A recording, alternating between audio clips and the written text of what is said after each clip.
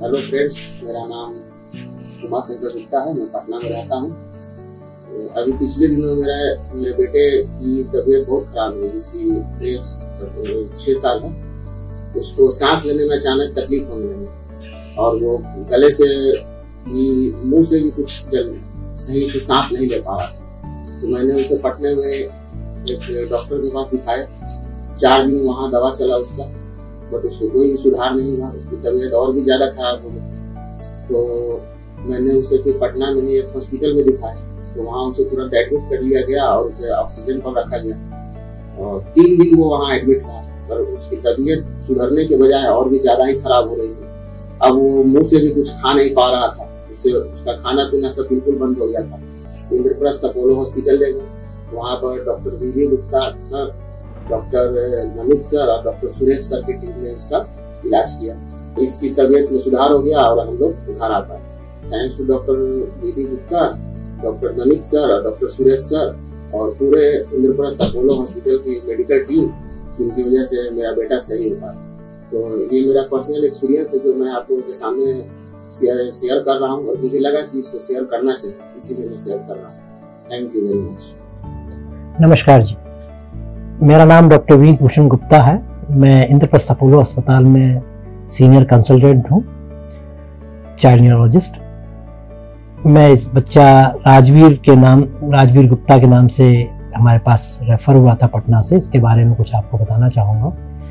ये बच्चा पटना में 5 दिन से भर्ती था। उसको सांस लेने में तकलीफ हो रही है, उसको सुस्ती आ रही है, बेहोशी सी भी लग रही है। तो इन सब बातों के साथ वो मुझे जो लिमिटेड जानकारी दी, और जब वो बच्चा हमारे पास आया इमरजेंसी में शाम को, मैंने देखा तो बच्चे की कंडीशन अच्छी नहीं थी। बच्चे को सांस लेने में दिक्कत थी।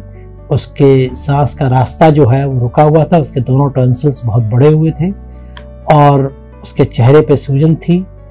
बच्चा सुस्त भी हो रहा था। उसका ऑक्सीजन का लेवल भी 80-82 के आसपास था, बिना ऑक्सीजन के। और बच्चा बार बार थोड़ा सुस्त और होश में आ रहा था। हालांकि बात कर रहा था, समझ रहा था, जवाब दे रहा था। इस सिचुएशन में 5 दिन से बच्चे की कंडीशन इम्प्रूव नहीं कर रही थी, तो हमें लगा कुछ और इन्फेक्शन होगा। तो उसके हिसाब से हम लोगों ने इलाज किया उसका और धीरे धीरे बच्चे की कंडीशन सुधर गई। और उसके बाद इतनी 1 हफ्ते 10 दिन के अंदर उसकी स्वेलिंग जो है वो लगभग खत्म हो गई। उसका जो यहाँ पे छेद बना के ट्रैकेस्टोमी डाली गई थी, उसको बंद कर दिया गया और बच्चे की छुट्टी कर दी गई। हमें खुशी है कि बच्चा बिल्कुल अच्छी हालत में अपने घर वापस पहुंच गया है। सिर्फ आपको ये संदेश इसलिए दे रहे हैं कि कोरोना समय में भी पूरी सावधानी के साथ हम लोग किसी भी गंभीर बीमारी का इलाज करते हैं। धन्यवाद। नमस्ते, मेरा नाम डॉक्टर सुरेश सिंह नरूका है। मैं अपोलो हॉस्पिटल में ENT and head and neck surgery में कंसल्टेंट हूँ।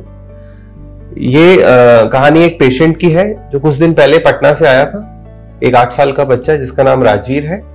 जब पेशेंट यहाँ पे शाम को पहुंचा तो पेशेंट को सांस लेने में बहुत दिक्कत हो रही थी, क्योंकि उसको टॉन्सिल्स में बहुत ज्यादा इन्फेक्शन था और वो इन्फेक्शन गले के ऊपरी हिस्से में पहुंच गया था।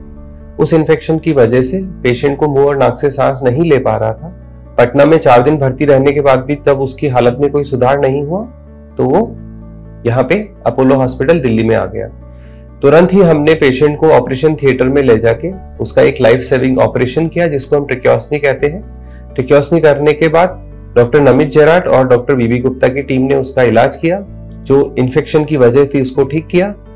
पेशेंट की ट्रेकियोस्टमी के बाद पेशेंट की स्थिति में बहुत जल्दी सुधार होने लगा। सुधार के बाद पेशेंट 2 दिन आईसीयू में रखने के बाद 7-8 दिन वो वार्ड में रहा। वार्ड में रहने के बाद जब पेशेंट ठीक होने लगा, मुंह से खाना खाने लगा, नॉर्मल सांस लेने के लगा, तो जो हमने ट्रेकियोस्टमी की जो पाइप गले से डाली थी उसको निकाल दिया। पेशेंट अभी वापस बिहार पटना जा चुका है, बिल्कुल खुश है और पेशेंट की जान बचाने में अपोलो हॉस्पिटल सक्षम रहा।